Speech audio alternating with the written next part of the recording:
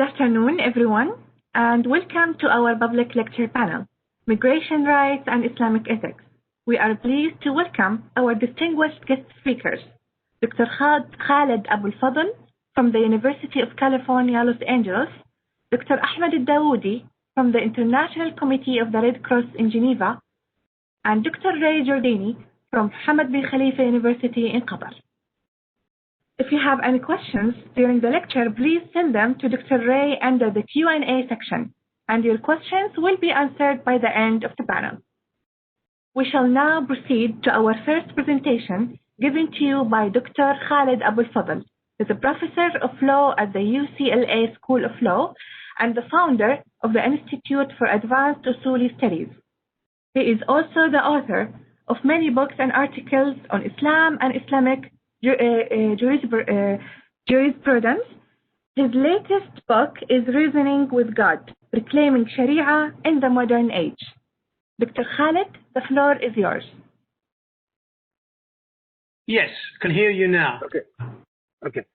The problem of displaced people is at an unprecedented level, with well over 70 million people that are displaced in the world today. In fact, every few minutes, there is a new person that becomes displaced in the world. It is with, just to keep things real, keeping in mind that of the countries that produce the most displaced people in the world, in the top 5, there are 2 Muslim countries, Syria and Afghanistan. South Sudan ranks 4th. And in the case of Myanmar, all the refugees, about 11 million of them are Muslims. These are the refugee-producing countries that produce about 70% of the displaced people in the world today. Of the host countries, of the top 5, Turkey, Muslim country, receives the most. Pakistan, third, receives about 1.4 million or 1.5 million. But what they think to underscore is about 85% of displaced people in the world are hosted by developing countries and not developed countries. The vast majority have to be taken care of by developing or underdeveloped countries. So there is a massive problem, and the problem is underscored by the inadequacy of international instruments. The Refugee Convention, as everyone knows, has a limited set of protections. It protects those who are persecuted on the grounds of political opinion, race, ethnicity, religion, or social group. And the protection is on the basis of non-refoulement, or basically non-expulsion, with what precisely, under what conditions and under what circumstances, and all of that is a very complicated topic. The Geneva Convention, what it provides and what it's able to, so is also quite limited. So the world has resorted to basically an ad hoc solution of responding to crisis, from one crisis to another, without a comprehensive international response. Now, the problem is, from my perspective and for the purposes of this conference, is further exacerbated in that Muslim countries, in their specific organizations and the various organizations that Muslim countries have created and the various charters or declarations that they have generated, they have not exceeded what the international, the limited set of protections provided by the international community. And there is a near complete absence of an Islamic ethic, or leave alone a Quranically generated ethic, that we can say has any normative application among Muslim countries. Whether even Muslim countries apply the basic international standards amongst one another is unfortunately a question with a difficult answer, meaning that they don't. So, can we speak of a Quranic ethic under these circumstances? In my opinion, the Quranic ethic, the nurturing and the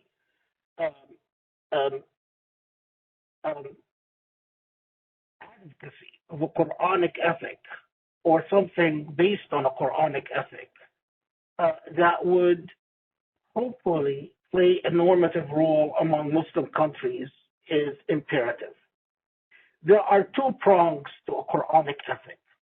The first prong is that we notice that when the Quran speaks about the condition of al-mustadafun, those who are powerless and those who are oppressed, it is well known that the first Quranic solution to istidaf, to powerlessness, is al-hijra, is migration. And with the comment that Ardullahi wasa, that God's land is wide or without boundaries. Now, of course, human beings have applied boundaries, and God's land is no longer expansive and boundless as the Quran describes it. But the first migration was to a non-Muslim polity, to Abyssinia, and the second migration was from Mecca to Medina, the polity of the Prophet. And the idea of a migration as a response to powerlessness and as a means of empowerment is one foundation, or the first prong of a Quranic ethic. But there has been some material written on that, so I'm not going to focus in the short talk so much about this. I want to focus on another prong of the Quran that receives less attention, or has received less attention. And that is the idea of Ibn Sabil, which is emphasized very heavily in the Quran. The Quran speaks repeatedly about the moral imperative of taking care of Ibn Sabil. Now, of course, we normally translate the Ibn Sabil as the wayfarer. But Ibn Sabil is any person that is between homes, is any person who is effectively without a home, is any person who, in our modern terminology, is displaced. Ibn Sabil is a stateless person. Ibn Sabil is a person who is the victim of forced migration. Ibn Sabil is a person who is a refugee. And Ibn Sabil is also a political asylee. So when the Quran says, for instance, وَآتِ الْمَالَ عَلَى حُبِّهِ ذُوِي الْقُرْبَى وَالْيَتَامَى وَالْمَسَاكِينَ وَابْنَ السَّبِيلِ وَالسَّائِلِينَ فِي الرِّقَابِ. Or when it says, وَيَسْأَلُونَكَ مَاذَا يُنْفِقُونَ قُلْ مَا أَنْفَقْتُم مِّنْ خَيْرٍ فَلِلْوَالِدَيْنِ وَالْأَقْرَبِينَ وَالْيَتَامَى وَالْمَسَاكِينِ وَابْنِ السَّبِيلِ. Or when it says, وَاعْبُدُوا اللَّهَ وَلَا تُشْرِكُوا بِهِ شَيْئًا وَبِالْوَالِدَيْنِ إِحْسَانًا وَبِذِي الْقُرْبَى وَالْيَتَامَى وَالْمَسَاكِينِ وَالْجَارِ ذِي الْقُرْبَى وَالْجَارِ الْجُنُبِ وَالصَّاحِبِ بِالْجُنُبِ وَابْنِ السَّبِيلِ, and so on. Or as it goes on, وَاعْلَمُوا أَنَّمَا غَنِمْتُم مِّن شَيْءٍ فَأَنَّ لِلَّهِ خُمُسَهُ وَلِلرَّسُولِ وَلِذِي الْقُرْبَى وَالْيَتَامَى وَالْمَسَاكِينِ وَابْنِ السَّبِيلِ. And elsewhere in Surah At-Tawbah, إنما الصدقات للفقراء والمساكين والعاملين عليها والمؤلفة قلوبهم وفي الرقاب والغارمين وفي سبيل الله وابن السبيل, and so on. And then in one of the most important ayat in Surah Al-Hajj, وما أفاء الله على رسوله من أهل القرى فلله وللرسول ولذي القربى واليتامى والمساكين وابن السبيل. We notice consistently in these ayat, in these verses, that Ibn Sabil is equated to the rights of the closest relative, and also equated to the rights of the orphan, and equated to the right of the destitute in society, in your own society. But furthermore, they are made the bearers of the right, an entitlement of the khums. The khums is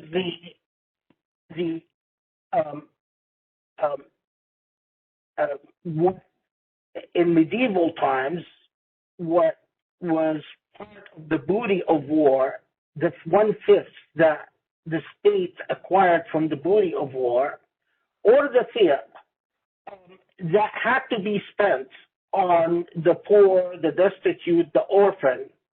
So it is significant that ethically, at least, Ibn Sabil, the wayfarer, the homeless, that person who has become displaced, that person who has become stateless in our language, becomes the bearer of a moral Quranic right that it is, from a moral perspective, equal to that of the one that relatives are entitled to, orphans are entitled to. In other words, those that have the most entitlement for sadaqah, for an ethical right to be taken care of. With these two prongs, the prong of the disempowered having a right to find a safe homeland, the disempowered having a right to overcome the disempowered by finding a hospitable means of resettlement in our modern language. A safe, hospitable means of resettlement, and not simply non-refoulement. But the second prong, a right to being taken care of like orphans, like the destitute, even like the closest relatives without means. One then would be hard-pressed to understand how can Islamic societies, in good faith, not take care of those who are displaced, especially when those who are displaced are fellow Muslims right at their borders, living without shelter. It is simply a massive ethical failure. And thank you very much.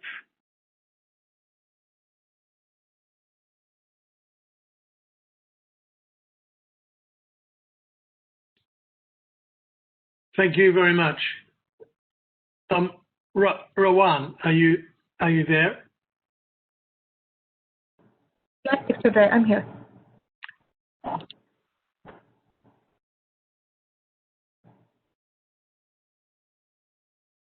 Okay, so we shall proceed to the second presentation.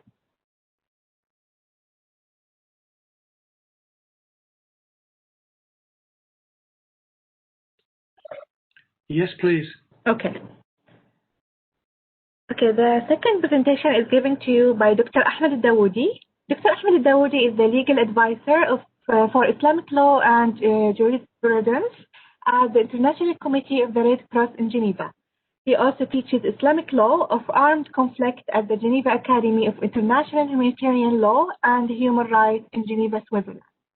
He has taught at Al-Azhar University in Cairo, at Zayed University in Dubai, and has published many articles and books on Islamic law, including the Islamic Law of War, Justifications and Regulations in 2011. Dr. Ahmed, the floor is yours. Thank you.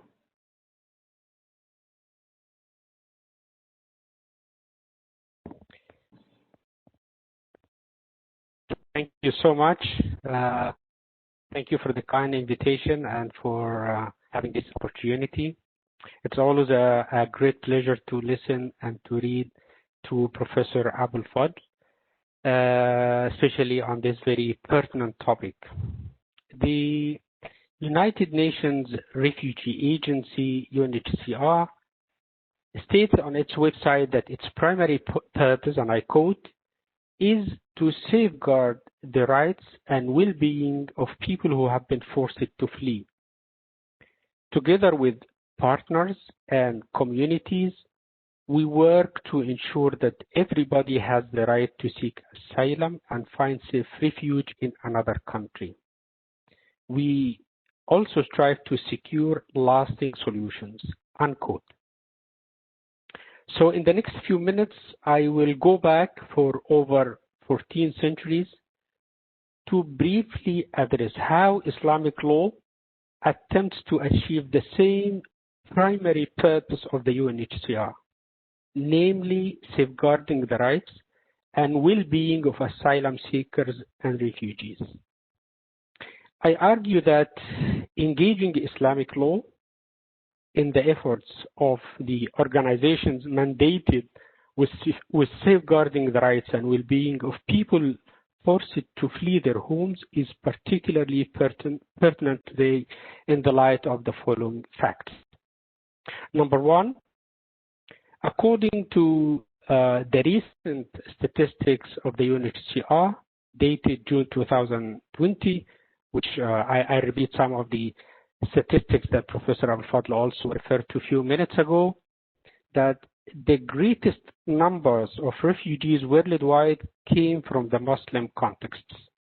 And B, most of them are also hosted in Muslim majority states. At the end of 2019, 79.5 million people around the world have been forced to flee their homes.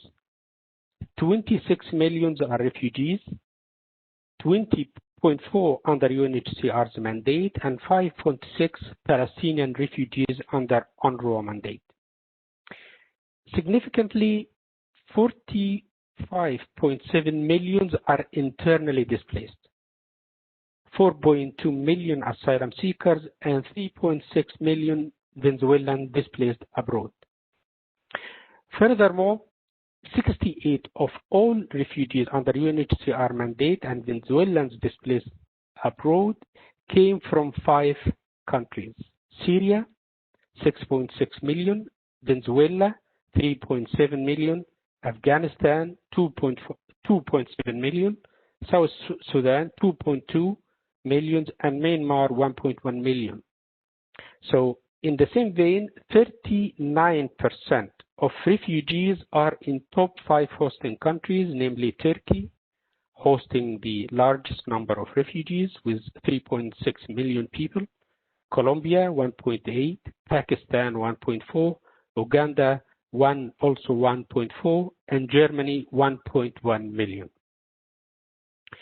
And this year's statistic and the previous years, which I have been following for the last few years, show a steady increase in the numbers of forcibly displaced people worldwide.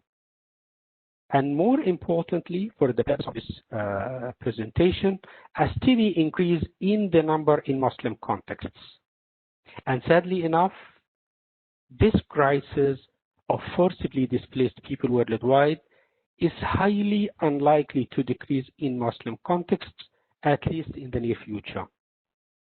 So these figures tell us that 1% of the world's population at present have fled their homes mainly because of armed conflict, persecution, or human rights violations.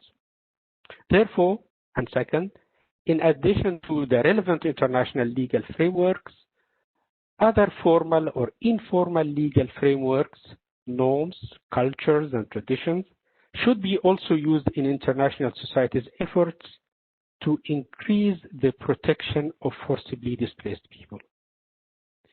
The use of such context-specific local frameworks and norms can provide protection that is much easier and quicker to achieve, as well as cost-effective. I do not mean that such local norms and traditions replace the current international secular legal framework, but reinforce and complement it. In fact, the UNHCR, other United Nations bodies, and other international organizations have started to study the intersections between the international legal frameworks and other such sources of influence, and to develop initiatives or tools that help enhance safeguarding the protection of human rights, forcibly displaced people, and international humanitarian law. For example, regarding the protection of refugees, the UNHCR commissioned among their activities Professor Ahmed Al-Fadl, Professor Ahmed Abul-Wafa, Professor of International Law at Cairo University in 2009, to write a study on the rights to asylum between Islamic Sharia and international refugee law.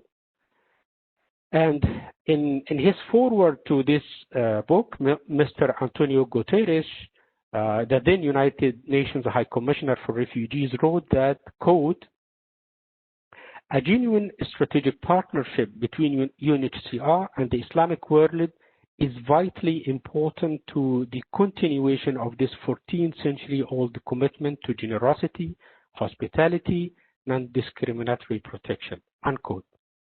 Also, the UNHCR established a UNHCR's Refugee Zakah Fund, which is, quote, "harnessing the power of Zakah to transform the lives of refugees and displaced people, displaced families, including in hard-to-reach areas," unquote. Another example, this time from where I work, i.e. the International Committee of the Red Cross, in its engagement with communities affected by armed conflict and situations of violence, enters into dialogue with all religions where it works. For example, the ICRC has been involving or seeking to involve Islamic institutions and Islamic scholars in its efforts to protect and assist victims of armed conflict in these countries. It also has developed rich dialogue with Buddhist circles in Thailand, Myanmar, Sri Lanka, and in other places. Another example, final example regarding the protection of human rights, the Human Rights Treaty branch at the Office of the United Nations High Commissioner for Human Rights created the Faith for Rights initiative, which brings together theistic, non-theistic, and atheistic believers sharing a common platform of concrete commitment on human rights grounds. So having said all of that, the importance of research in migration, protection of refugees, and Islamic law and Islamic ethics cannot be reinforced enough. And therefore, I would like to take this opportunity to thank the organizers of this public lecture. And what I will discuss now is that I will try to give a brief discussion about the Islamic system of Aman as a model for the protection of refugees. And by way of definition, for those who are not familiar with this term, Aman literally means protection or safety. And as a legal term in Islamic law, Aman refers to three different concepts: A, quota; B, safe conduct or safe passage; and C, the granting of protection to asylum seekers. A, what do we mean by quota? It can be defined as a contract of protection granted during hostilities to cover the person and property of an enemy belligerent, all of a regiment, everyone inside a fortification, or the entire enemy army or city. This is the definition that we can find in classical Islamic sources dated back to the 7th, 8th, 9th century onwards. As for safe conduct, it can be defined as a contract of protection granted to any non-Muslim citizen of a country that is technically in a state of war with the Islamic State, though not necessarily in the process of undertaking hostile actions. And this form of protection is given to any individual who desires to enter the Islamic State for business, education, tourism, or any other purpose other than conducting military acts inside the Islamic State or spying, of course. C, and the third concept, which is the focus of our concern here today, refers to the granting of protection to asylum seekers who are fleeing their homes because their lives and freedoms are threatened. And the discussion of the classical Muslim jurists obviously address here the situation of granting protection to asylum seekers who are, unlike the context in our modern world now, who are non-Muslim foreign nationals. This is because Muslim foreign nationals have the automatic right to enter and or reside in the Islamic State. They do not need to seek protection, as it is automatically granted to all Muslims and dhimmis, and the definition of dhimmis, who are not familiar with it, I translate it as permanent non-Muslim residents of the Islamic State. So the definition of refugees, as can be found in the 1951 Convention relating to the status of refugees, hereafter referred to as 1951 Refugee Convention, are those persons who are outside their country of origin or reasons of well-founded fear of persecution because of their race, religion, nationality, membership of a particular social or political group, or because of conflict, generalized violence, or other circumstances that have seriously disturbed public order and as a result require international protection. And also the definition of internally displaced persons come from the United Nations guiding principles on international displacement as, and I quote, persons or groups of persons who have been forced or obliged to flee or to leave their homes or places of habitual residence, in particular as a result of or in order to avoid the effects of armed conflict, situation of generalized violence, violations of human rights, or natural or human-made disasters, and who have not crossed an internationally recognized state border. End of quote. After giving these definitions, as for the rights of refugees, which is the core of my presentation today, the 1951 Refugee Convention provides a number of rights for refugees. I give only a list few of these. The prohibition of expulsion or return, refoulement, in Article 33, the right to access the court, Article 16, the right to housing, Article 21, the right not to be punished for illegal entry into the territory of a contracting state, Article 31, the right of freedom, of religion, Article 4, the right to work, Article 17 and to 19, and the right of education, and so on. So now what I will discuss is only the first two rights from Islamic perspective. Namely, I will discuss from classical Islamic law perspective the right of non-refoulement and the right to access the court. As for the right of non-expulsion or the right of non-return or the right of non-refoulement, obviously the principle of non-refoulement is the bedrock of the protection that must be afforded to refugees and asylum seekers, because returning them to territories where they are fleeing from for well-grounded reasons constitutes a threat to their lives and freedom.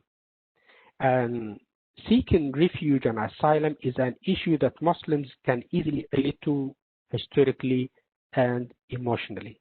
In 615, the year 615, 83 Muslims fled to Abyssinia, as Professor Ahmed Al-Fadl mentioned, now Ethiopia, because of their torture and persecution.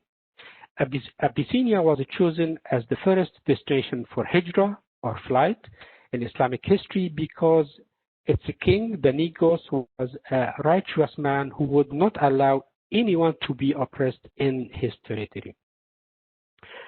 And the Negus, the ruler of Abyssinia, rejected the request made by the Meccan envoy Amr ibn al-As and Humara ibn al-Walid to extradite the Muslim refugees. And this is the first application of the principle of non-refoulement in Islamic history, where the host country, Abyssinia, was ruled by a Christian king and the asylum seekers were Muslims. And when persecution of the nascent Muslim community escalated, most of the Muslims did the second Hijra, or fled from Mecca to Medina in 622. This is the year that marks the beginning of the Islamic calendar, called in Arabic the Hijra Calendar. Here also their new host, the inhabitants of Medina, previously Yathrib, promised to protect the Muslims from their Meccan oppressors. Thus, in the first and second flights, the host authorities in Abyssinia and in Medina rejected the return or the expulsion or refoulement of the Muslims. In fact, the very essence of Aman entails the sanctity and protection of life and property of the musta'min, i.e. the one who receives Aman. And therefore, refoulement is a violation of the very protection provided under the Aman contract, bearing in mind that classical Muslim jurists stated that the objective of Aman is haqn al-dam, or prevention of bloodshed, or the protection of life. Furthermore, when we examine the process of granting Aman and who is qualified to grant it, we can easily conclude that under Islamic law, an asylum request has to be accepted, and it cannot be withdrawn except in two cases: engaging in hostilities and espionage.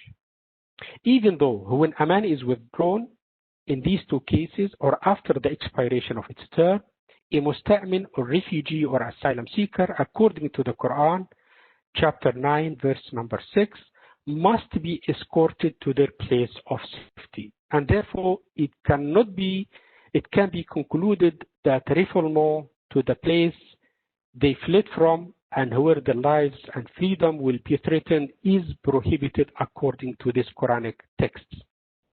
Furthermore, this Quranic emphasis that when exiting the Islamic territories, refugees must be escorted to their place of safety shares the same rationale of the prohibition of indirect, chain, or secondary refoulement, which means by secondary refoulement, transferring a person to an authority where there is a risk that the receiving authority would transfer this person to another authority in violation of the principle of non-refoulement. It should be added here that the practice of granting refuge to refugees and asylum seekers was an established tradition even in pre-Islamic Arabia. And Muslim jurists enshrined it in Islamic law books and as documented in Arabic poetry.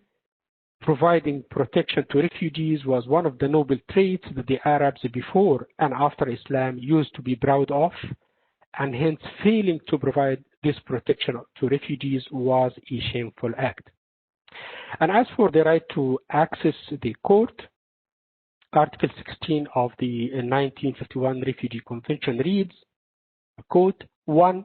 A refugee shall have the right to access the court of law on the territory of all contracting states. 2. A refugee shall enjoy in the contracting state in which he has his habitual residence the same treatment as a national in matters pertaining to access the court. Unquote. The classical Muslim jurist discussions of the right of the musta'min, i.e. the one who receives protection in Islamic territories, focus primarily on the protection of their property and the right to access the court. According to the Hanafi jurists, the judge is obliged to settle cases related to debts and other disputes because the Islamic State is obliged to protect the musta'min against any injustice. However, most Muslim jurists maintain that the Muslim judge can choose whether to adjudicate such cases or not. Also, the Muslim jurists are unanimous that the Islamic State has no jurisdiction with regard to crimes committed by the musta'min outside its territories prior to granting them this protection. And concerning the jurisdiction of the Islamic State with regard to crimes committed by the musta'min inside the Islamic State, most of the jurists maintain that they are subject to punishment in accordance with Islamic law.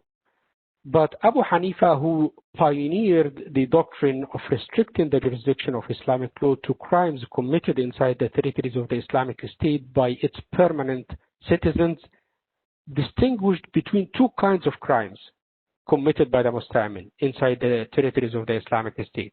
The crime against the rights of God, known as Huquq Allah, and the crimes against the rights of humans, known as Huquq al-Ibad. The musta'min are subject to punishment for crimes against the rights of humans, but they are not subject to the punishment of crimes against the rights of God. For example, if a musta'min kills a Muslim, a dhimmi, or another musta'min in the Islamic State, the Islamic punishment will be inflicted on them. But if a musta'min commits theft, for example, Abu Hanifa and Al-Shaybani state that he or she is obliged to return the stolen property because it comes under the category of the rights of humans, but the amputation of the hand, i.e. the Islamic punishment for theft, is not applicable because it is God's rights. The Hanafi jurists justified this inapplicability of Islamic punishment for crimes committed by temporary residents in the Islamic State by taking the view that there is no contract with them that they should become dhimmis and thus agree to become subject to the jurisdiction of the Islamic State. It's worth recalling here, and I emphasize this, that these rules regarding access to court pertain to non-Muslims who are residing temporarily in the Islamic State. But if they decide to reside permanently in the Islamic State, then their legal status changes to dhimmis, and hence some of these rules regarding access to court will be no longer valid. Furthermore, this discussion reflects the deliberation of classical Muslim jurists living under the Caliphate system. Now, very shortly, as for the obligations of refugees, surprisingly, classical Muslim jurists did not explicitly specify the obligations of the musta'min. And in addition to the obligation to respect the law and public order, it stands to reason that they are obliged not to spy or commit any hostile act in the Islamic territories. In other words, they should not commit any act detrimental to the interests of the Islamic State, pure and simple. In conclusion, Islamic law provides a legal framework for the protection of refugees that can help popularize and strengthen the current international society's efforts to protect and assist refugees in Muslim contexts. Undoubtedly, the Islamic legal and ethical frameworks play a prominent role in the daily lives of literally hundreds of millions of Muslims. And ignoring the impact these Islamic frameworks could achieve, unfortunately, would increase the plight of vulnerable refugees. And in the light of the current numbers of refugees and internally displaced persons in the Muslim contexts, effective response to this global crisis necessitates, in addition to strengthening respect to the current international legal framework, the use of Islamic legal and ethical frameworks, as well as local cultures and traditions. In addition to that, international organizations such as the UNHCR and the ICRC should increase their dialogue and exchange of expertise with Islamic institutions, Islamic experts, and Muslim charity organizations. Thank you. Thank you very much, Dr. Ahmed. And now we shall move to the third and the last, but not the least, presentation of the day by Dr. Ray Giordini, who is a professor of migration ethics and human rights at the Center for Islamic Legislation and Ethics at Hamad Bin Khalifa University in Doha, Qatar. He is a human and labor rights-based scholarship and activism centers on forced labor, human trafficking, labor recruitment, and migrant labor reform advocacy. His latest edited book in 2020 with Saeed Hassan is Migration and Islamic Ethics with Brill Publishers. Dr. Ray, the floor is yours. Thank you very much. I'm going to, in this talk, I want to draw on a recent paper from that book on the kafala system with Saeed Hassan, and my greetings to him and thanks for his assistance in putting this panel together. According to the historian Al-Shahabi, it was the British colonial rulers in Bahrain in 1928 that first introduced the system of sponsorship to regulate foreigners for security reasons. The system was devised to control labor migration in the pearl industry just before oil was discovered in the region. The British, he argues, viewed migrant labor as both a necessity and a problem that needed to be regulated and controlled. This sponsorship system was seen as compatible with the principles of kafala in Islamic law and custom. But applying the traditional form of kafala to foreign workers had not been done before, and it's not entirely clear when the British sponsorship system came to be identified as kafala. But by 1971, when all the GCC countries had achieved independence, kafala was well established in labour and residence legislation, although it remained vague. Following the sudden wealth in the GCC from the oil price boom of the 1970s and the massive spending on infrastructure and construction, Muhammad Ditu explains that kafala was a link between wealth redistribution among citizens and the exclusion of non-nationals. Al-Shahabi argued it was a cheap means of controlling foreigners and having local citizens take responsibility. It authorizes citizens under the kafala to decide who enters the country to work under them. The sponsor, the kafil, must be the sole employer who controls their residency, remuneration, and conditions of life of the foreign employee, referred to as the makful. where non-nationals are bound to nationals for the purposes of work or business, according to Elizabeth Franz. And according to Al-Ajmi, neither the content of the kafala nor the relationship between the kafil and the immigrant worker, the makful, were clearly explained in the law, but rather relied on the understanding of well-anchored custom and practice. Dito points out that the kafala has two distinct meanings in classical Arabic: to guarantee, daman, and to take care of, kafal.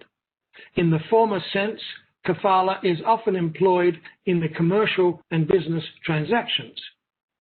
In the latter, it's used to express how one would behave towards a minor. And consequently, he argues, kafala expresses a sense of a good deed while simultaneously implying asymmetric power relations, which I might argue may be similar to a trustee or a fiduciary. Traditionally, kafala is meant to provide an assurance of the fulfillment of an obligation or liability of the guaranteed person. For example, to guarantee the payment of a guaranteed person's financial liability or debt, which is kafala bil mal.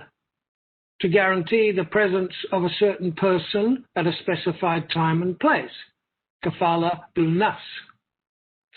To guarantee the appearance of a certain person, as in the case of a lawsuit or in form of bail, which is kafala bil wajh. Or the delivery of goods, kafala bil taslim. The purchase of goods sold, kafala bil darak. And kafala, of course, is also used in the fostering of orphans.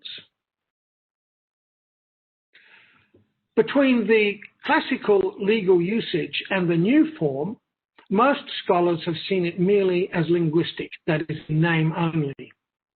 For example, traditionally, kafala is considered a contract without benefits on the part of the guarantor, the kafil. In other words, the service of a guarantor, the kafil, is meant to be free of charge, which is certainly the case in the sponsorship of orphans. Foster put it this way: nothing in the Ottoman or fiqh contexts referred to the use of such contracts for the purpose of rewarding the guarantor. The situation would in fact have constituted a legal breach, since its method for providing kafala would have constituted riba, or usury, which is forbidden in Islam. Therefore, the new kafala, as it was applied to foreign employees, diverged considerably from this key moral and legal restriction. We found numerous contemporary fatwas that confirmed that. Now to Qatar. In Qatar, the original 1963 kafala legislation, which was the law governing aliens' entry and residence in Qatar, was drawn up with skilled professionals in mind, making it clear that foreigners can be granted an entry visa for work provided that they filled a technical expertise that Qatar requires. Second, that foreigners must have Qatari kafils who are able to hire. Third, that the kafil is required to sign a statement of the good conduct, make a commitment to present the employee to the Qatari authorities at the end of the contract and to pay their repatriation home. Reference to kafala, kafil, and makful were in place until 2009 legislation. Article 9 states that the kafil must, quote, be qualified to bear the obligations of the sponsorship as imposed by law and employ the expatriate under its own supervision, unquote. It was made clear that the kafil is responsible for the debts of the makful expatriate and to present a certificate from the authorized administrations that there are no claims or court decisions against him. Of course, in practice, it was most unlikely that a kafil would allow a situation where he would be required to pay the debts of a foreign makful. The exit visa was designed to prevent the foreigner from leaving the country until all the claims against them were settled. An important note, however, is that most low-skilled, low-income workers arrive to Qatar in debt, having taken out loans to pay for the jobs that they are charged for before they leave, pre-departure. Those payments can be anything from $500 to $5,000 US dollars, and interest rates can be anything up to 60%. For example, a Bangladeshi worker coming to Qatar will pay on average about $3,300 US dollars. And there's been no sense in which this debt has been seen as the responsibility of the sponsoring kafil in Qatar or any other GCC country who may be a national or a non-national resident.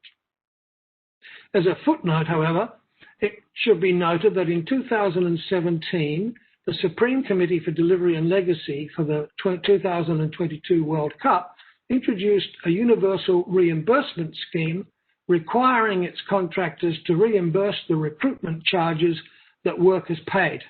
That is, if they could not show that they had paid the recruitment costs.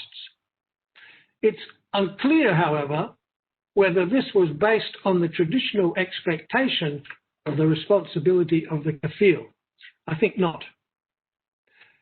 Despite the prohibition against charging workers for recruitment in Qatar's labour law and in the ILO Convention on Private Recruitment Agencies, migrant workers are still paying and entering into debt.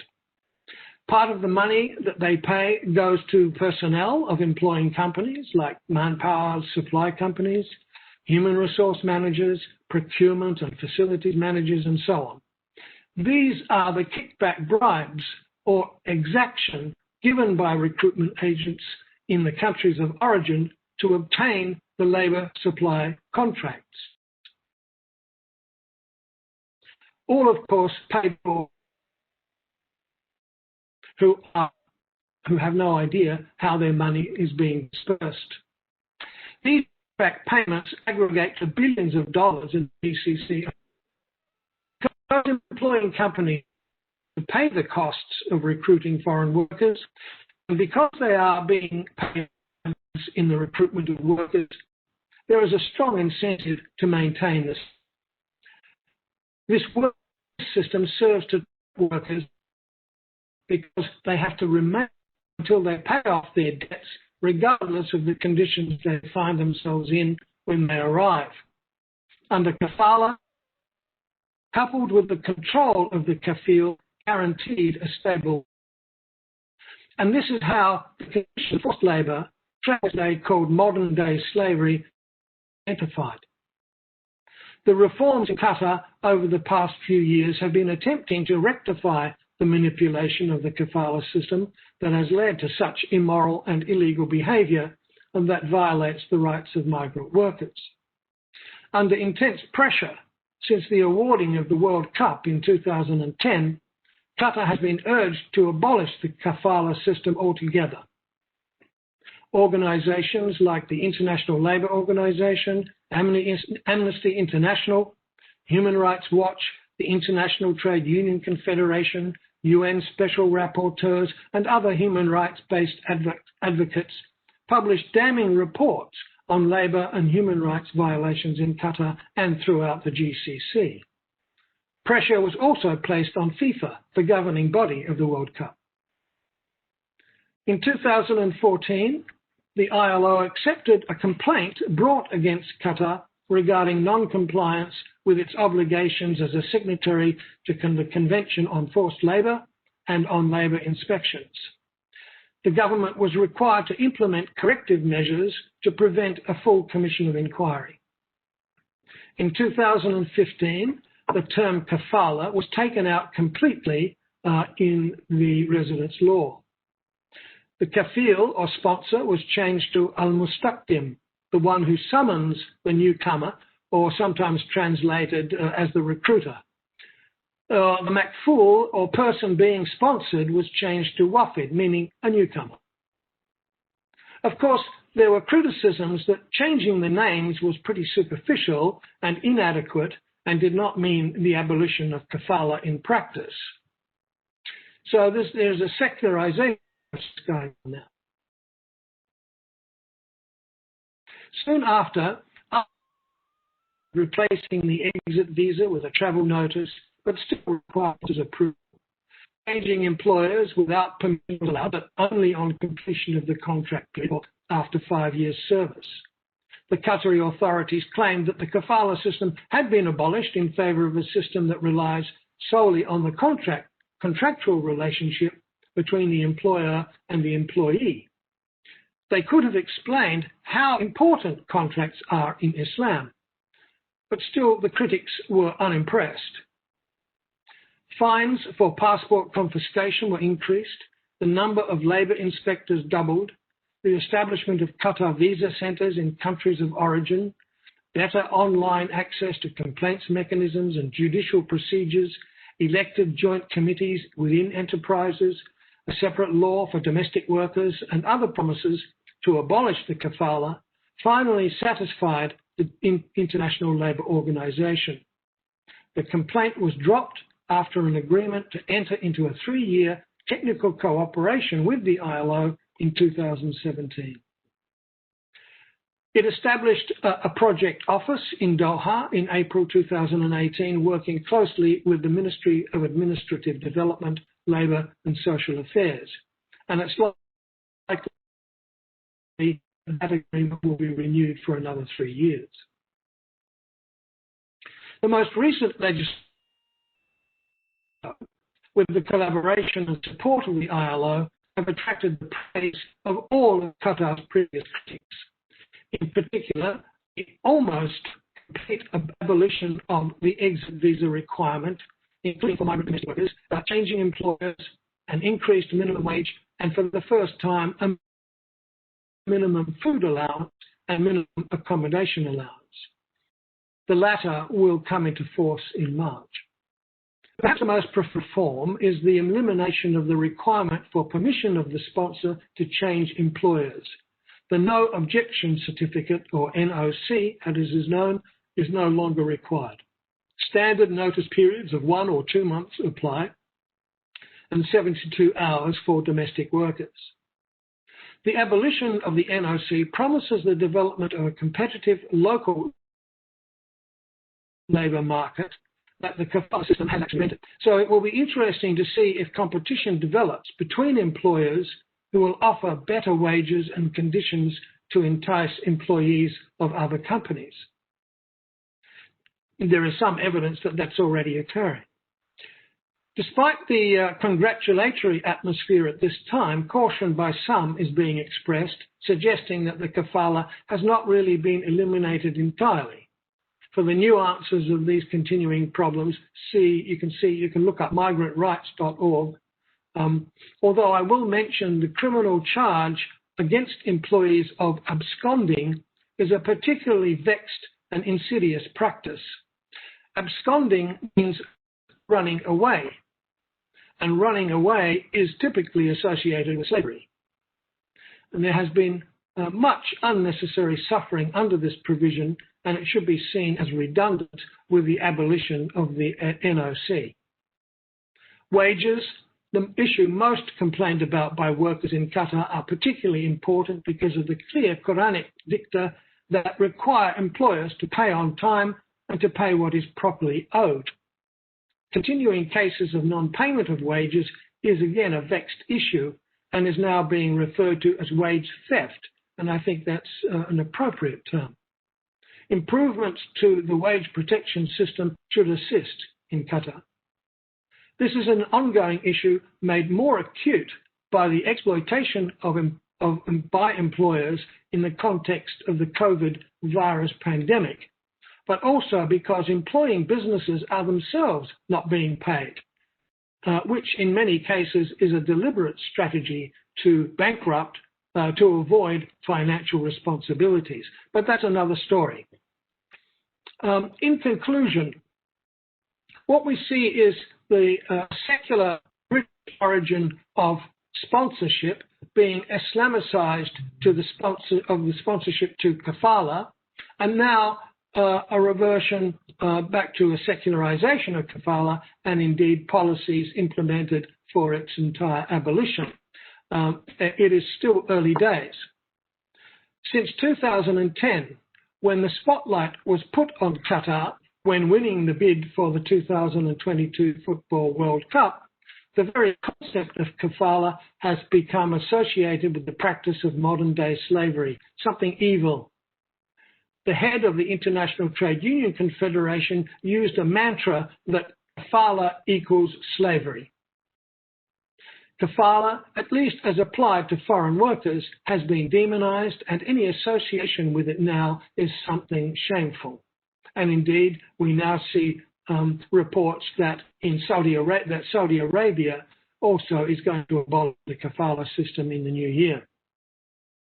Yet, despite the awful suffering that has resulted from applying kafala to migrant labour in the Gulf, there is something in the Islamic ideals of kafala that could have been used for good. And in some aspects, it has by those who have done their duty. But that possibility has been undermined and stigmatized by principles and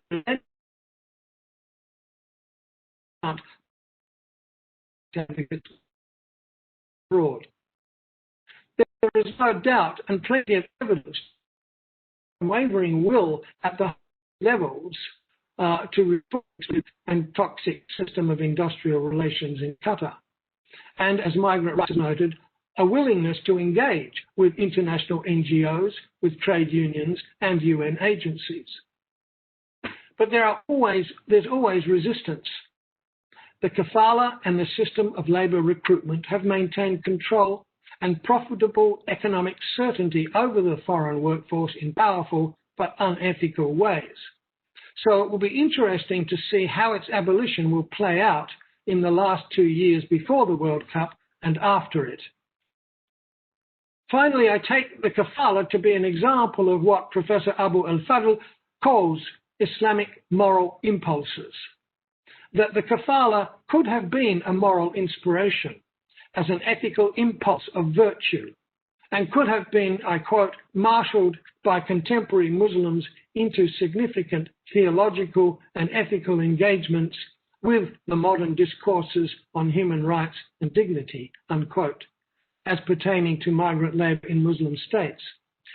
Sadly, that has not happened. Indeed, nowhere in the articles and critiques of the kafala system by human rights advocates has there been any dialogue or discussion that address Islamic ethics or Islamic law, such as the role of the kafil, wage theft, recruitment charges, bribery, and so on. There's no discussion whether this or that change or reform meets certain Islamic principles or violates certain Islamic principles.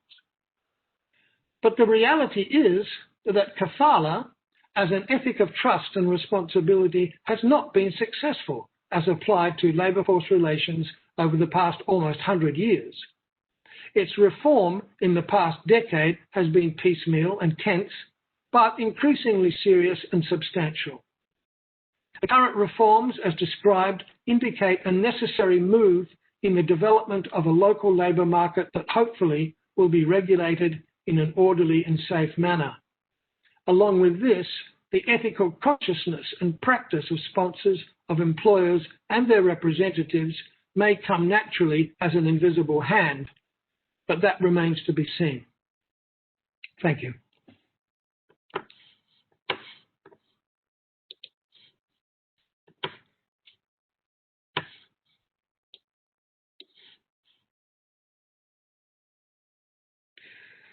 Now,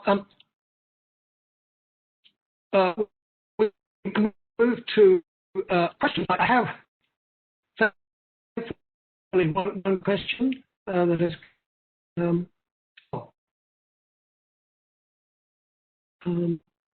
so one question, will this be posted online later? Yes, it will be.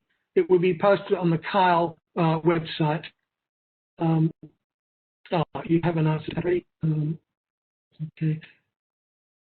My question is, what is the main reason that developing Muslim countries are hosting more than 1 million refugees? Is it the Islamic spirit, international political pressure, or the Islamic spirit? Perhaps Dr. Khaled and Dr. Ahmed, could you address that question? Do you want me to repeat it?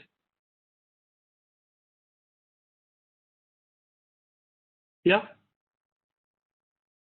Okay. What is the main reason that developing Muslim countries are hosting more than 1 million refugees? Is it international political pressure or the Islamic spirit? An added question, or the geography? Thank you, Bushra.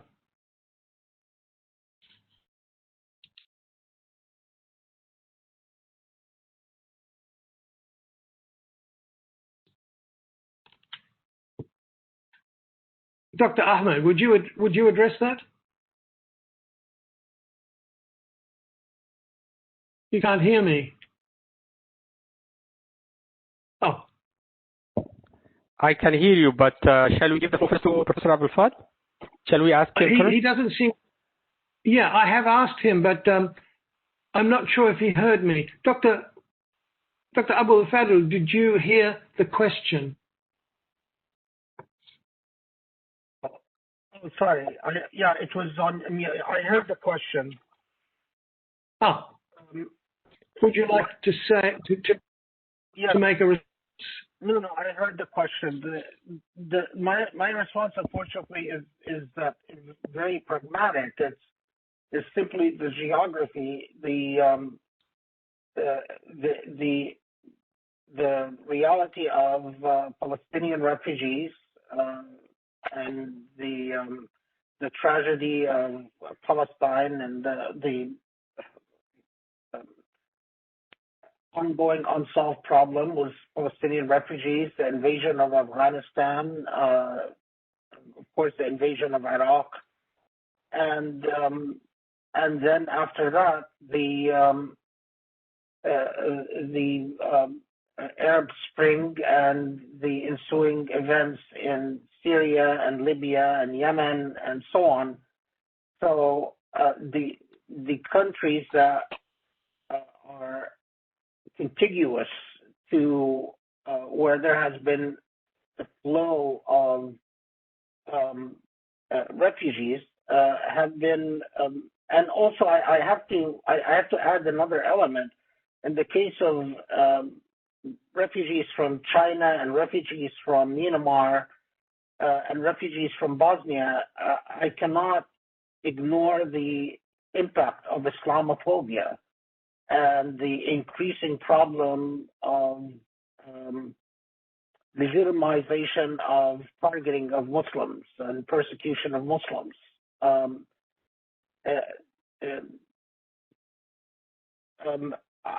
Anyway, let me stop here and give an opportunity to Dr. Dawoody to chip in.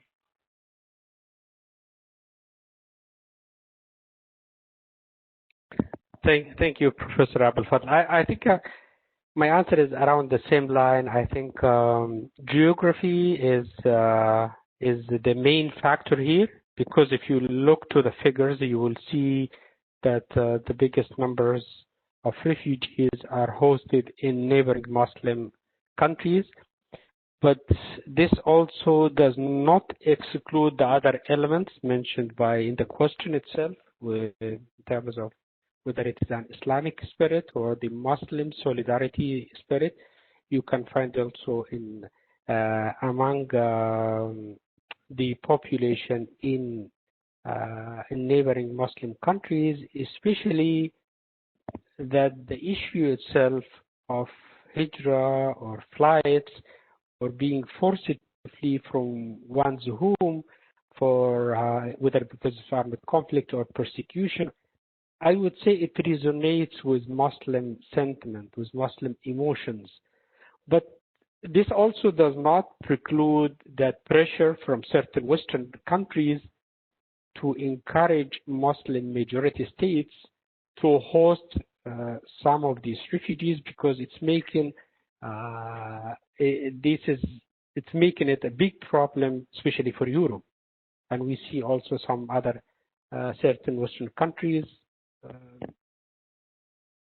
The issue of refugees and asylum seekers is becoming a big problem for them. It is part of the internal politics where right-wing play on the issue of refugees, and this, of course, raises or increases the Islamophobia sentiment in many of the Western Muslim countries.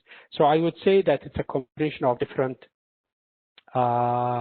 elements depending on the location itself.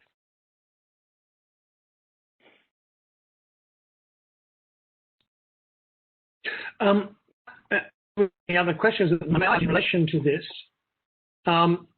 What is your view? I mean, the European countries, for example, have been offering financial incentives in order to stave off the flow of refugees into Europe. That certainly occurred with Turkey, although I believe they never fully paid the money that they had promised.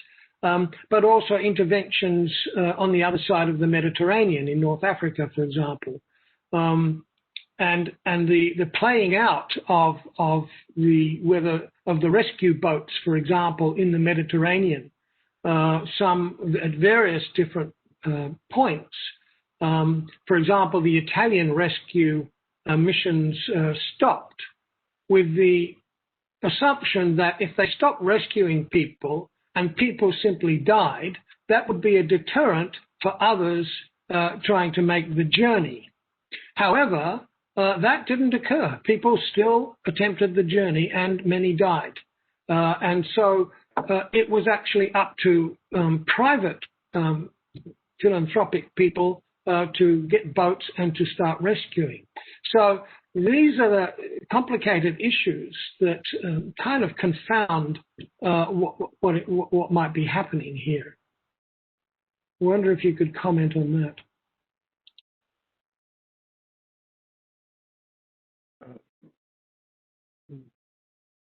Do you want to? No, please go ahead, Professor.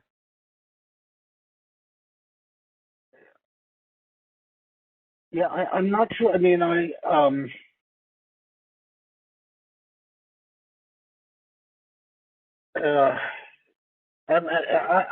don't know. This is one field where I just think the tragedies are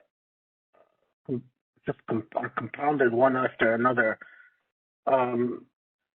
We don't even have accurate numbers of the number of people that are lost at sea, because we really don't know how many people perish in these boats. One of the things that disturb me enormously is the way the authoritarian regimes leverage the issue of staving off migration to gain the support of Western countries. So dictators will basically convince Europe to support them, claiming their repressive powers to prevent migration from reaching Europe, and they use very brutal means to, in fact, hold back migrants. So I work with Human Rights Watch, and I just the reports that reach us about political prisons in several Middle Eastern countries of migrants that come from Africa or even come from Myanmar, or the forgotten people in these political prisons. And people that are, in fact, I mean, one recent report was Palestinians who came from Gaza, somehow made it to Alexandria, and were supposed to get on a boat, or perhaps got on a boat, we're not sure, heading to Italy. They were either intercepted by Egyptian Coast Guard, or they were picked off on a beach. Anyway, they have been perishing in an Egyptian prison for about 3 years without a record of their existence.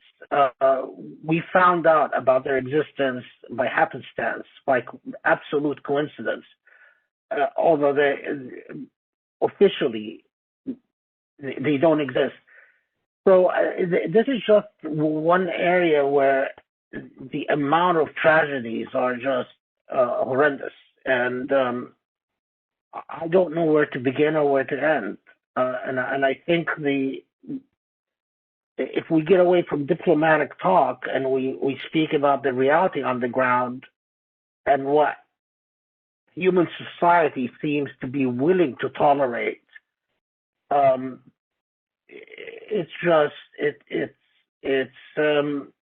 something that shocks the conscience, in my view.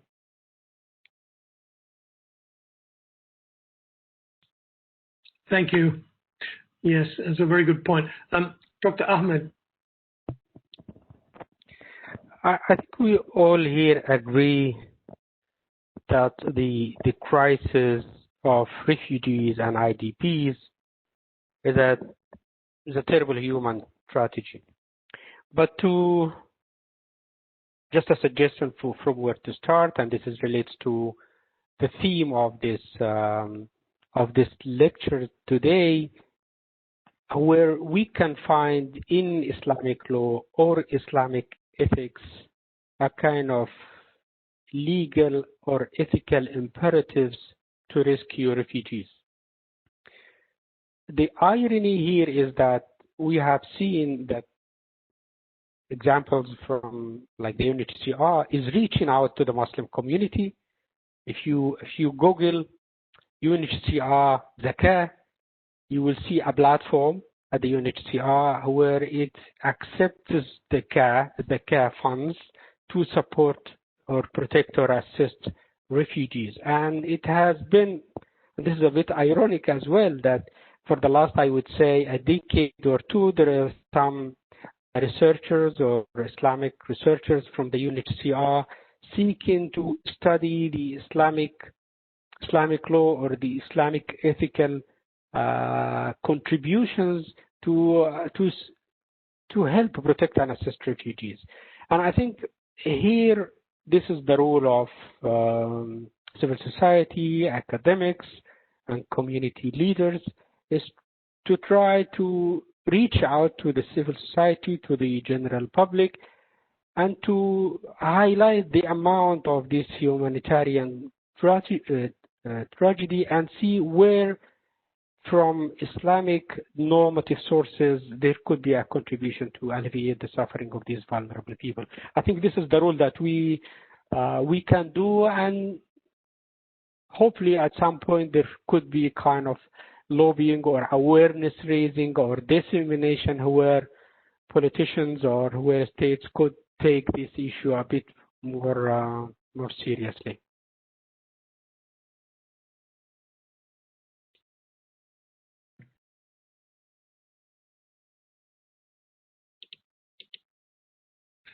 Thank you very much.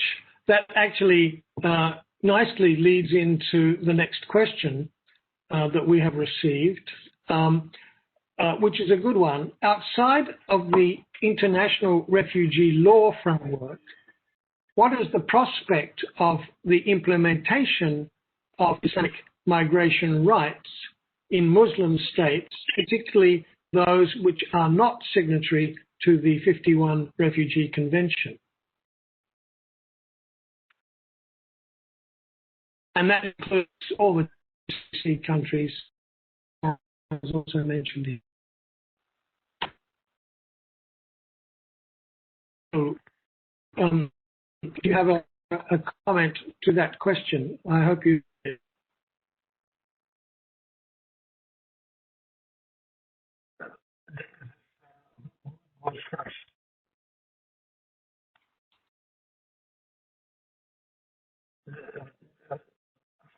you want to go first, Asad? This will be haram according to Islamic law. Professor has to start and the student after.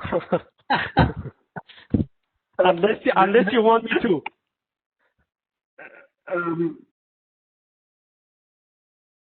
Yeah, this is I'm not going to break the sunnah. Okay. This is a very hard question. It would be it's a very hard question. So it's whoever goes first is the martyr here. I mean, it's as we emphasize several points. The Islamic tradition is rich with ethical concepts that would spell out a reality very different than the lived reality that exists in the Muslim world. Whether it is the traditional concept of kafala, or the traditional concepts of إجارة الضيف and simply the type of obligations that you owed to someone that comes as a guest, which is quite difficult, quite different than the post-colonial age, and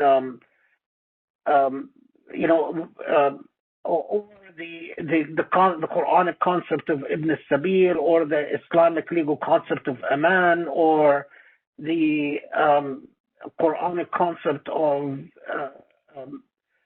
Allah Wasi'a and Haqq al-Mustadafun in Hijra, and the powerless in Hijra. I mean, so the Islamic tradition is without question and we haven't even covered everything because it's very rich. But we can also, I think, all agree that Muslims have done in the modern age, or at least, let's say, in my opinion, that Muslims have done rather a very poor job building upon the normativities of the Islamic tradition in the post-colonial age. There are many different reasons for that, but they have not done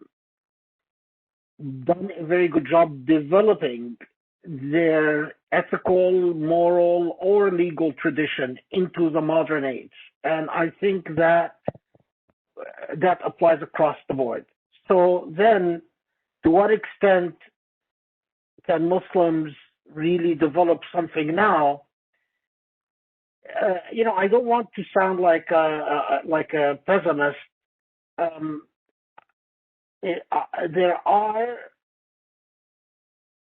The civil society, there are a lot of people that I think dream of that and advocate and call for that. And there is a strong intellectual movement that has existed since colonialism. I mean, it hasn't started now. Since Tanhuri was writing in Egypt, and Subh al-Mahmasani was writing in Lebanon, and even Jureidini al-Tunisi, right after, at the wake of French colonialism. I mean, the Muslim, at the civic level, Muslims have always been longing for developing of the normative capacities of their tradition into modernity. But where it seems to always run into very serious obstacles is at the political level. And there are many different reasons for that. So I was perhaps more optimistic at the point where there was a general democratic impulse during the Arab Spring. Since then, I have become less optimistic, but maybe that's just a product of my own politics. So, with that, let's just leave it at that, the safe harbors. The floor is yours.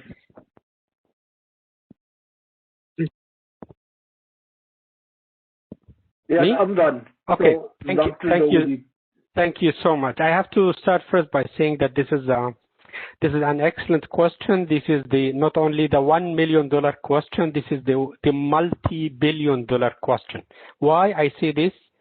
Because literally, and I remember I mentioned this in a presentation I gave at the Human Rights Committee at the UN a couple of years ago, when I was asked to speak about Islamic law and the ICCPR challenges from Islamic law perspective. And I said, if the world invests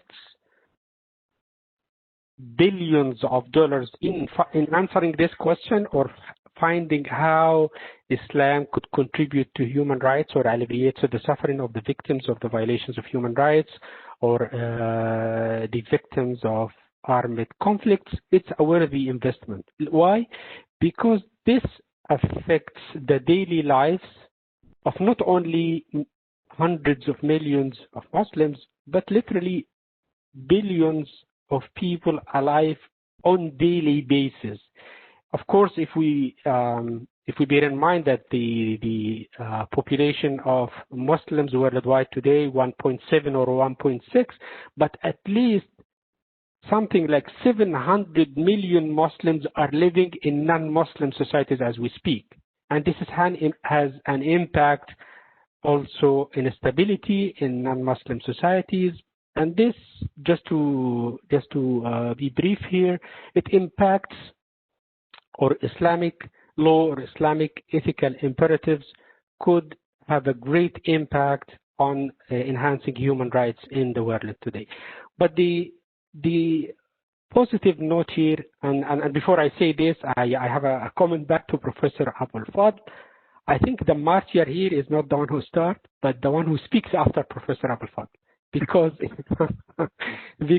he literally leaves nothing to one who speaks about any issue or rights he speaks or writes about. But anyway, I have a bit of a more optimistic sentiment here, because we agree that there is a big gap between the theory and practice, between what Islam or Islamic civilization could contribute in the world today. But one of the characteristics of Islamic law is that it's self-imposed nature. And in this way, Muslims as individuals could contribute individually in one way or another to alleviating the suffering of the vulnerable people here, in case of refugees. But again, there must be a kind of cooperation between their states on one hand, but also, and I mentioned this in the introduction, and with the specialized international humanitarian organization. And I think I tried to highlight in my introduction the primary purpose of the UNHCR, when he said, I quote, together with partners and communities.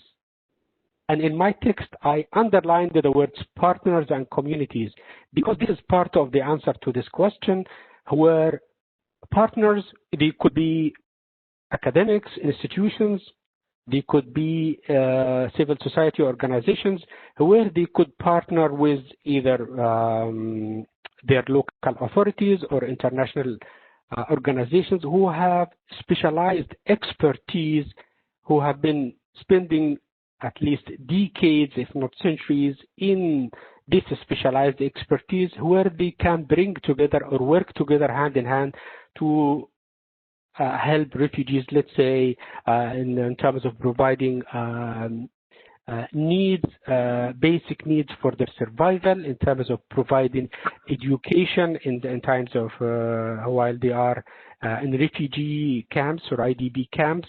All these could be done in support with the local and international sites. And finally, the point about the whether this could be somehow replace the international legal framework or not.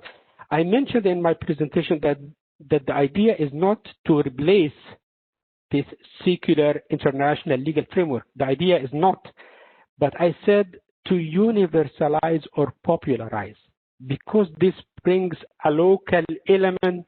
Because for me, by the end of the day, whether you call the protection and assistance of refugees, whether it falls under the international legal framework or under the Islamic cultural and civilizational normative framework, or the Jewish or Christian or Buddhist or whatever name, or sometimes I call it brand or software, I don't care about the names or brands.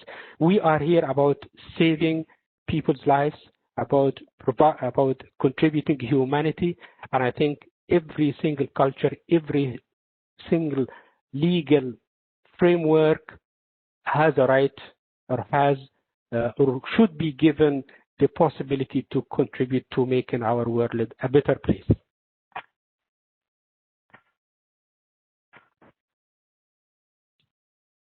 Thank you. If I can make a small comment here also, a question. It sort of got played out back in 2015, I think it was, when there was a flurry of newspaper articles in relation to the Syrian refugee crisis. Headlines, in fact, from the Washington Post, New York Times, The Guardian, all saying that the Gulf states, the wealthy Gulf states, had taken 0 refugees. It wasn't until they responded saying that we have, in fact, and they gave some figures which were never really verified, but they were hundreds of thousands. But they are, or at least one commentator from Saudi Arabia argued that we are not signatory to the 1951 convention, and therefore we don't call them refugees. We don't label them or stigmatize them as refugees because we want to maintain their dignity. And so there's no classification of refugees here, yet we have taken, they claimed over 1 million Syrians post-2011. So it was really very interesting how that played out, and the issue kind of died. But what was interesting was that the newspapers had to recant, had to give an apology because they hadn't seen that issue being played out, right? And they did. Yeah. Really interesting. Okay, we have there's a rather cynical comment that I thought I might put to you. One of my colleagues at CILE says, "Our tradition is rich, but the practice is zift."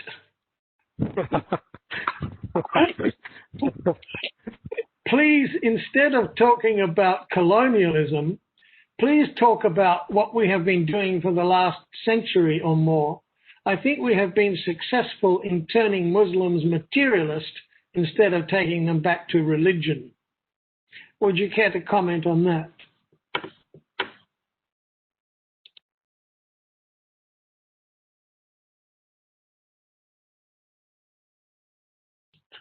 You need to unmute. You need to unmute.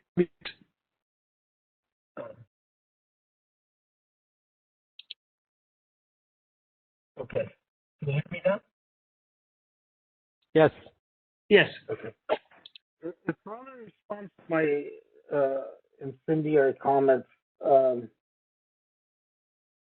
Listen, I think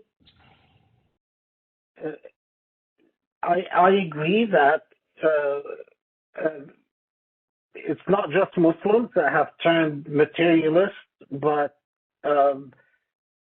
that is a general condition of humanity, which, whether we like it or not, is under the prevailing influence of an international capitalist system. It is a capitalist system that runs the world. I don't think we have yet managed to overcome the effects of colonialism, and I don't agree with those who think it is time that we stop talking about colonialism, if that was the implication, because I think of Muslim countries as effectively in a continuing state of politically being colonized, and perhaps even culturally. The degree of actual autonomy that Muslim countries have, at least in my opinion, with some very few exceptions. I mean, we don't need to get into discussing exceptions, so we don't get into disagreements about whether they're actual good examples or not. But the amount of autonomy that is, and I think that is one of the reasons that it is so difficult for Muslims to look at their own traditions with any degree of systematic pride and dignity. I mean, it is sad that so many Muslims really discover the richness of their own traditions with a degree of freedom when they go to Western academic institutions and study that tradition with the type of freedom that is allowed by Western academic institutions, and they systematically discover how impressive it is. At least that's my perspective. And again,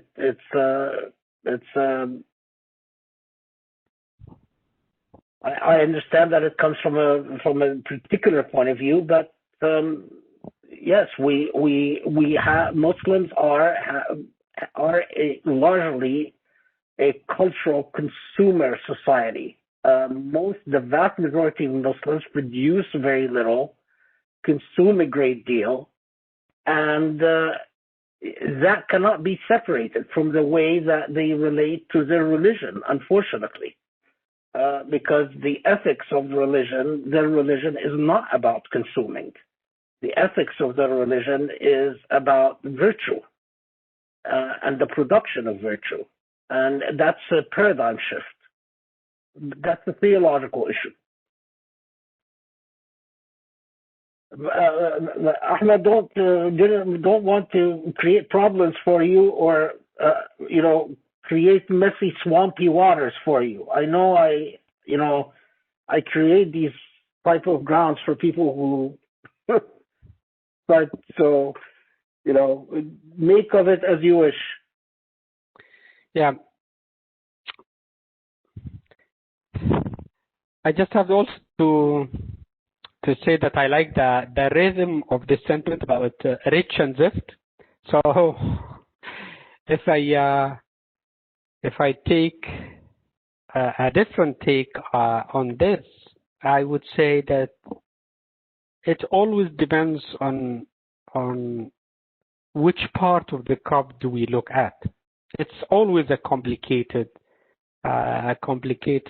situation and a complicated picture when it comes to the real situation and the contribution of the the Islamic civilization as we speak.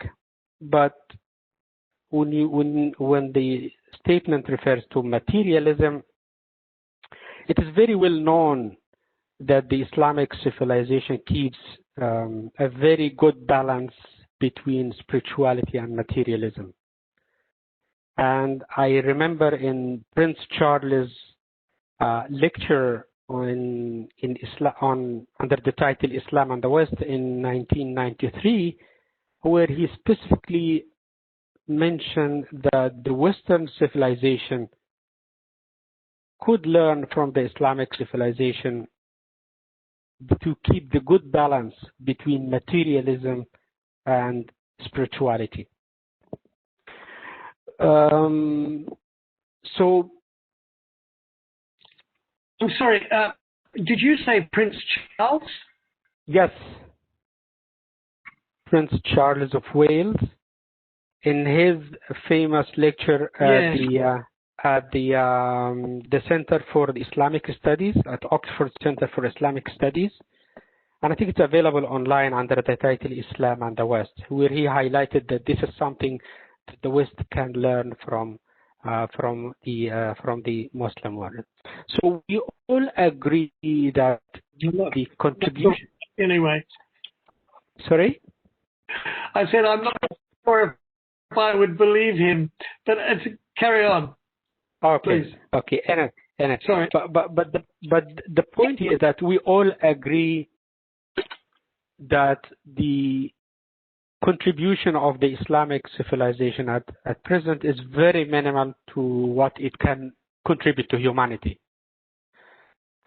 But still, when you see the situation in terms of poverty, in terms of the percentage of armed conflicts, in terms of, let's say now, about 70% of armed conflicts are taking place in the Muslim world. And we have spoken about the percentage of refugees in the Muslim context. When you take this in addition to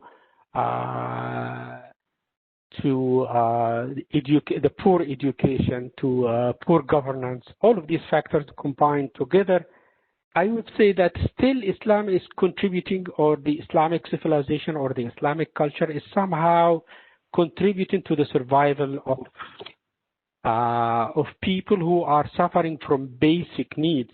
And still, I have to, and I will end with this by another cynical or ironical statement. Despite all this, you can still find a sincere smile at the face of a peasant in Egypt or in Pakistan or Afghanistan or somewhere else despite the lack of basic needs, while you cannot find this sincere and genuine smile and laugh in New York or London or somewhere else in the West. So this is, I stop here. Okay, thank you very much. There's an interesting question here.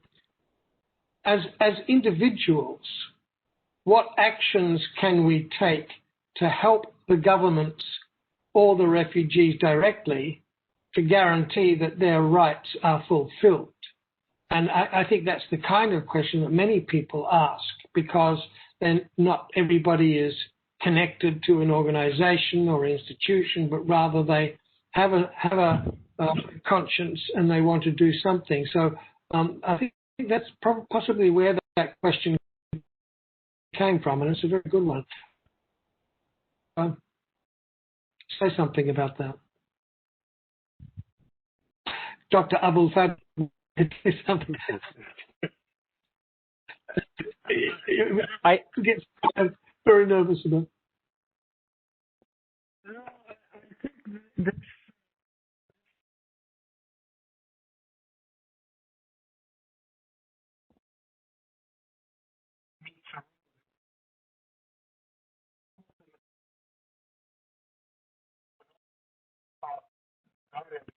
I can't. Oh. So I mean, sorry, I can't. Ah, We're starting off for a little bit. Can you hear me? yeah. So I'm going to stop.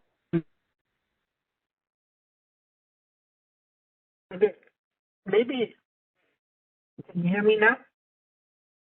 Okay. Yes. Yeah, I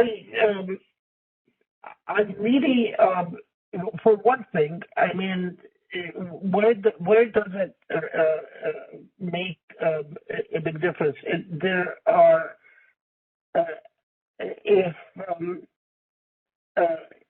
if you live in a country where you can volunteer time or money in the United States, for instance, there are churches, mosques, various civic organizations that work with refugees in resettlement programs. In fact, in the United States,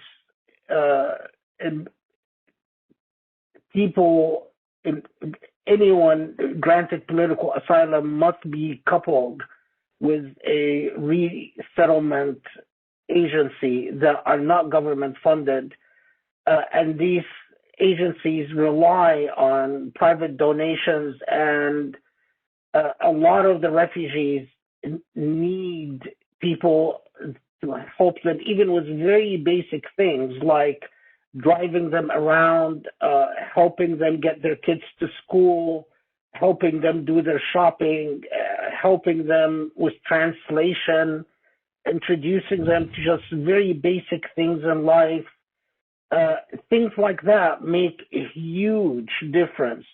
If you are able to donate something to something like the Zakat fund set up by the UN, or there are several other Sadaqah and Zakat funds that have been set up by a number of Muslim organizations that specifically earmark their money to help refugees either in refugee camps or in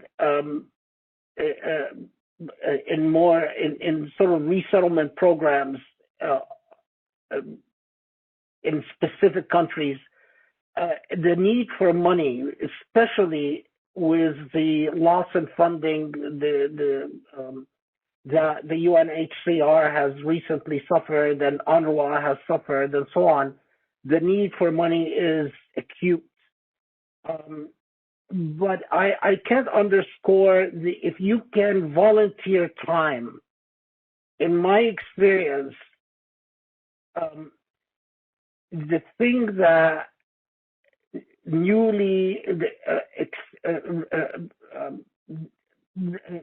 people who gain either refugee status or political asylum, for instance, from the United States, whether they're from Afghanistan or from Syria or so on, just finding someone who is willing to spend some time with them, to drive them around, to help them understand society, even a fellow Muslim. In the United States, I get that most of the Syrian refugees, the volunteers that they meet are Christian, and when there is a Muslim volunteer, it makes such a huge difference. It's like they just thank you endlessly for the fact that you're a Muslim and you're there for them. It makes an enormous amount of difference in their lives and in the lives of their children. And it's the most basic thing. I mean, it's just remarkable how anxious and scared and literally just and a lot of times even their children suffer from nightmares, and they need a lot of times help finding pro bono psychiatrists or psychologists who would help their children the type of emotional and psychological problems that children and even sometimes, quite often actually, the parents suffer from are extensive and numerous, and that's a whole. So I can't encourage people enough to do that. As important as money, if not more important.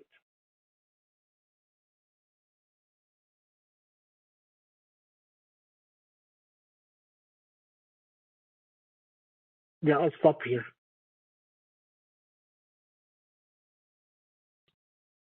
Thank you very much. Very, very impactful and really important. Thank you.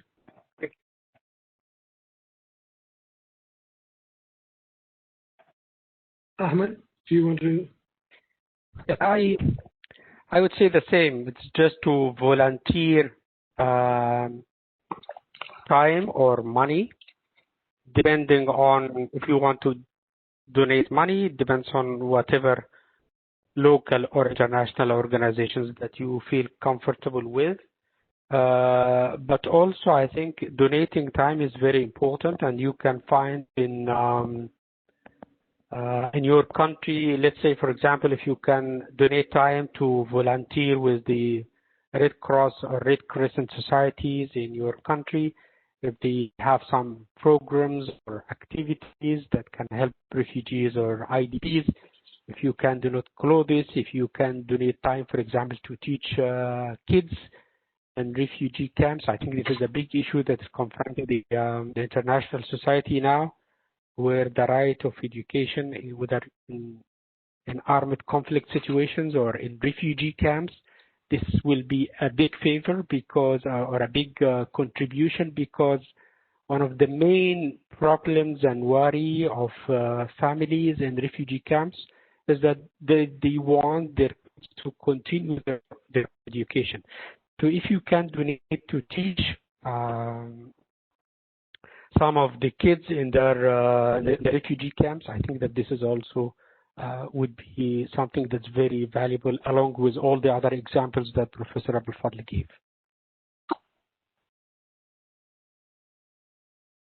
What is your stance on humanitarian intervention? The idea of let's go save them.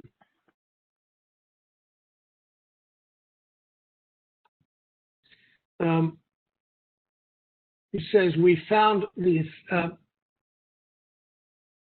The only reason I ask is because under the guise of humanitarian intervention, that is, let's go save them, we found the effects of great migration and refugees. Yeah. But you have to go first this time. Okay, I have to obey this time. The point is that whether it is a truly humanitarian intervention or not. So if it is a true humanitarian intervention for the purpose of putting an end or stopping massacres or genocide, then this is a legal and Islamic legal or religious imperatives, as Professor Al-Fadl was saying in the beginning, that in the Quran it refers to the verse in Surah Al-Nisa which refer to al-mustad'afin, that it is one of the Islamic juz at Belum is to resort to armed force to rescue oppressed minorities. So, and this is what the international community has done to rescue the massacres in Bosnia of the Muslims in Bosnia-Herzegovina. But whether this is manipulated as a political tool or not, this is something else. So usually we have the law and we have the manipulation of the law. And usually whenever you have any use of force, then is it really a defensive war, or this is manipulated for another political purposes to justify it as a defensive war, or even the politics of preemptive war? So there is always the manipulation of the law, either by individuals or politicians. But this is why we have always to be careful and to calculate the impact of these kind of interventions, and we have to speak out when the law is manipulated. Thank you. Yeah, I mean, I completely agree with Dr. Dawoody. You know, if sometimes some people have tried to phrase the occupation of Iraq as a form of humanitarian intervention against despotism. That's clearly problematic in my view. The type of humanitarian intervention that leads to an occupation of a country and millions of people slaughtered and replacing the entire culture of a country and so on. I mean, humanitarian interventions are supposed to be proportional and supposed to be constrained and to have a very limited purpose and to be precisely humanitarian and not for ulterior political motives. I think that in it makes it challenging because of the way that power politics play a role in our world today. But nevertheless, in principle, it remains necessary that we believe in them if it is to prevent a genocide or to prevent a mass slaughter or mass enslavement of human beings.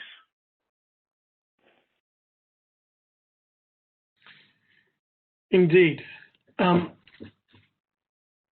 that sobering note, we have no more questions, and indeed our time is up.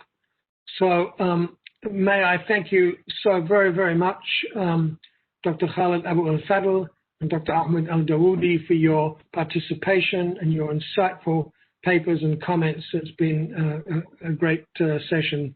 Thank you so much. Thank you so much. Thank you so much. Okay. Goodbye. Thank you. Goodbye. Goodbye to Assalamu alaikum. Assalamu alaikum. Alaikum. Assalamu alaikum. Thank you. Salam.